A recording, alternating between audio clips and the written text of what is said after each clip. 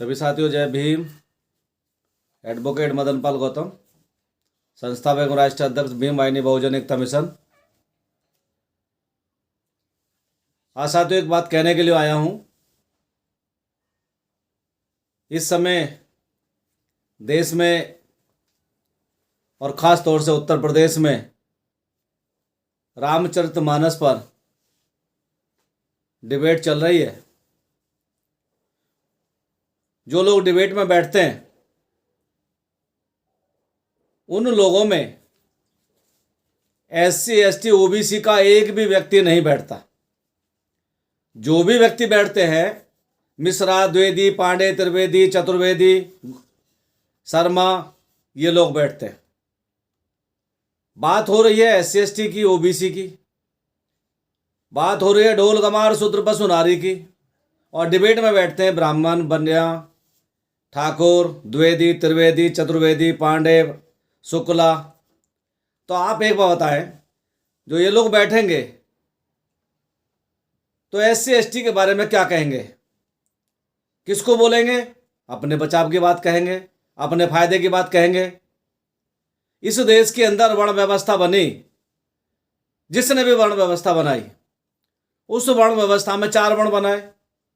एक ब्राह्मण बना दिया जिसमें केवल ब्राह्मण आते हैं। दूसरा क्षत्रिय बना दिया जिसमें केवल क्षत्रिय आते हैं, ठाकुर आते हैं। तीसरा वैश्य बना दिया जिसमें केवल बनिया आते हैं। चौथा वर्ण बना दिया शूद्र।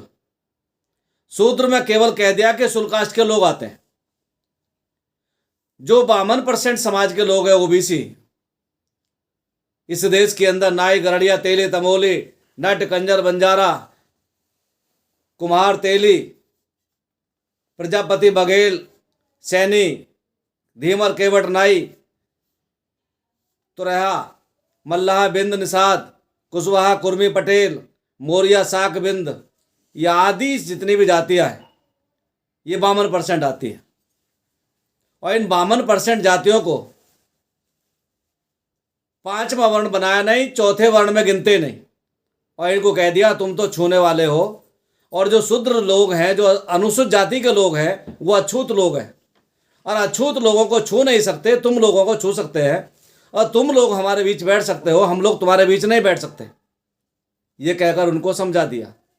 और आज उन्हीं का फायदा उठाकर, उनको ऊंच नीच दिखाकर, उनको ऊंचा बताकर, आज 85% समाज का जो वोट है उसे 15% समाज के लोग ले रहे हैं।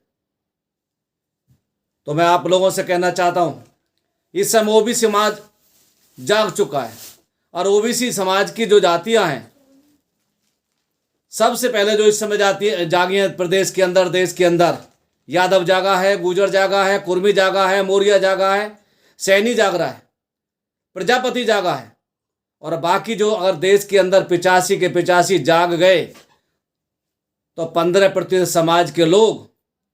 आज मैं एक बात कहना चाहता हूं, जो तुलसीदास जी ने रामचरितमानस में कहा है, ढोल गमार शूद्र पशु नारी। तुलसीदास जी अपने चौपाई के अंदर ये भी तो लिख सकते थे कि ढोल गमार ब्राह्मण, बनिया, ठाकुर, सकल तारण के अधिकारी। क्या शूद्रों को ही ऐसा लिखा है? आज देश के अंदर हम शूद्र हैं, और शूद्र वर्ण व्यवस्था के अनुसार हमको शूद्र कहा जाता है, और आज हम शूद्र हैं। तो आज जितने 85% समाज के लोग हैं वो सभी शूद्र हैं। आप अपने को बड़ा ना कहें। जो आज OBC समाज में आते हैं, अति पिछड़े वर्ग समाज में आते हैं, पिछड़े समाज में आते हैं, जो 52% समाज के लोग हैं, 85% समाज के लोग हैं, ये सभी के सभी शूद्र समाज से हैं। एक आवाज में कहकर बोलो हम शूद्र हैं, और हम शूद्र रहकर ये अपने देश के अंदर अपनी शासन सत्ता लेंगे। और रामचरितमानस में क्या ये 85% समाज के लोगों के लिए तुलसीदास दुबे ने बात लिखी थी? OBC समाज के लिए लिखी थी, महिलाओं के लिए लिखी है, बाकी औरों के लिए क्यों नहीं लिखी? आज खुले तौर पर इन लाइनों को हटाया जाए। जब संविधान में संशोधन कर सकते हो तो आप रामचरितमानस में जो आप लोगों ने लिखाई है, जो भी ये लिखी है, उसमें क्यों ना ऐसा इन्हें हटाया जाता? इनको उसमें से हटाइए, तो आज हम लोग सब शूद्र हैं। एक आवाज में बोले हम सब शूद्र हैं। और आज हम सब जब शूद्र एक साथ बोलेंगे और जो पांचवा वर्ण बनाया नहीं है और चौथे वर्ण में गिनते नहीं है, तो भाइयों ओबीसी समाज के जितने भी मेरे साथी भाई हैं, जितने भी ओबीसी समाज के लोग हैं, वो सभी शूद्र समाज में आते हैं और वो सभी 85% समाज में आते हैं। तो एक जो मानव काशीराम साहब ने जो एक नारा दिया है, वोट हमारा राज तुम्हारा, यानी 85% जो वोट है वो हमारा है और 15% वोट तुम इनका है। लेकिन आज देश के प्रधानमंत्री, प्रदेशों के मुख्यमंत्री, हाई कोर्टों के जज, सुप्रीम कोर्ट के जज, जिला कोर्टों में जज, वो कौन बन रहे हैं? सब ये 15% समाज के लोग हैं। भाइयों, इस आरक्षण को पहचानिए। आज आप लोग आरक्षण मांगते हैं और जब कल को आप लोग इस देश के अंदर एक मत हो करके एक साथ इकट्ठे हो जाएंगे तो आप लोग इस देश के बहुसंख्यक हैं और जो देश के अंदर 15% समाज के लोग अल्पसंख्यक हैं, वो लोग देश के अंदर आरक्षण लेंगे।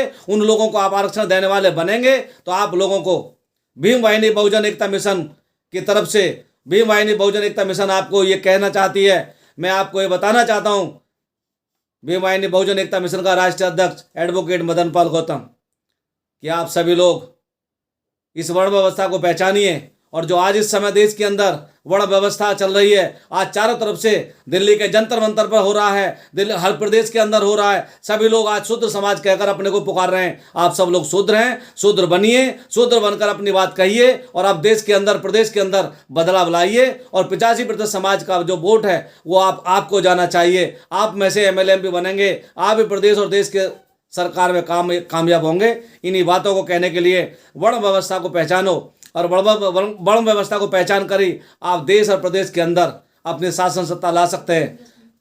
जो मानव काशीराम साहब ने कहा है, बहुजन समाज जब एक दिन खड़ा हो जाएगा, और आज बहुजन समाज देश के अंदर हाथी की तरह है, हाथी का विशालकाय शरीर है और लेकिन अपने शरीर को नहीं देख पा रहा है। आप लोग विशालकाय समाज में हैं, यहाँ पर चारों तरफ आपकी आबादी है, लेकिन आप लोग जो कम संख्या वाले लोग हैं उनको बनाकर बैठा देते हैं। तो आप लोग अपने वोट को पहचानिए, अपनी ताकत को पहचानिए।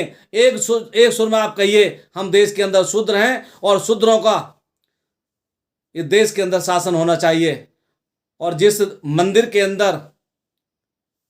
मंदिर में आपका जाने से अपमान होता हो, आप उस मंदिर के अंदर ना जाएं, आप पूजा करने ना जाएं, और आप वहां जाएं जहां आपका सम्मान होता है, आप वहां जाएं जहां आपका स्वाभिमान बढ़ता है, आप वहां जाएं जहां आपको आदर सम्मान से बैठाया जाता है। तो इसलिए आप जो बौद्ध तीर्थ स्थल है वहां कोई अपमान नहीं होगा, जहां बौद्ध तीर्थ स्थल है वहां पर कोई आपको अपमानित नहीं करेगा।